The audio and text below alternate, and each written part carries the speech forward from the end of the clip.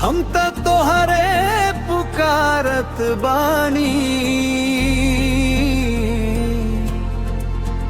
आँख से आंसू रुकत नहीं खे, रात भर तोहके निहारत बानी। टूट गईल बा सपना वा सब, मनवा बहुत घबराला। एक बेर आ जाए यीशु राजा, तोहरे बिना ना जियाला। दुनिया के माया धोखा देलस, अपना सभे छोड़ गईल। जब अंधियार घेर ली हलसस, तोहारे नाम याद आ गईल।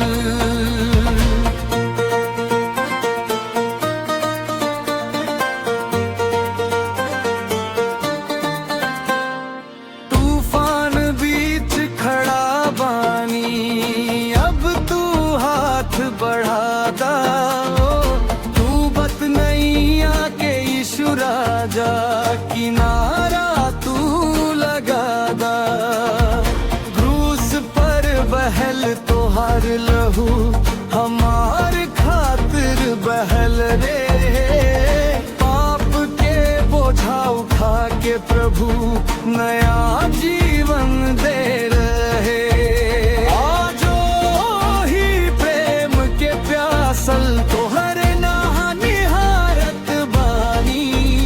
एक बेर आ जाए यीशु राजा, तोहरे गोदी में रोवत बानी।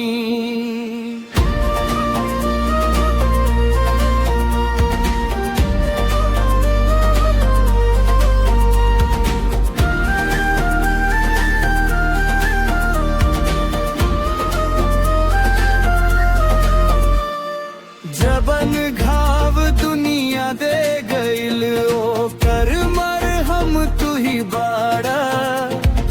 टूटल दिल के हर टुकड़ा के जोड़ सकेला तू ही बाड़ा। तोहरे नाम में शक्ति बा, तोहरे नाम में जीत बा। हारल मन के सहारा तू, तोहरे में ही प्रीत बा। जब जब आंसू गिरल हमार, तू चुप कैसे पोछ ले बाड़ा। जब जब हिम्मत टूटल हमार, तू हिम्मत बन के अइले बाड़ा। अब ना छोड़ी है यीशु मोरा, हाथ पकड़ के साथ निभैया। जीवन के आखिरी सांस तक अपना चरण में रखी है। तोहरे बिना सुना लागे ये दुनिया ये जिंदगी सारी।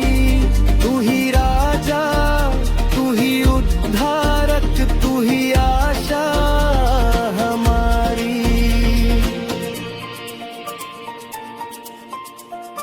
काहे छोड़ के गईला प्रभु, अब ही बात मत होखे।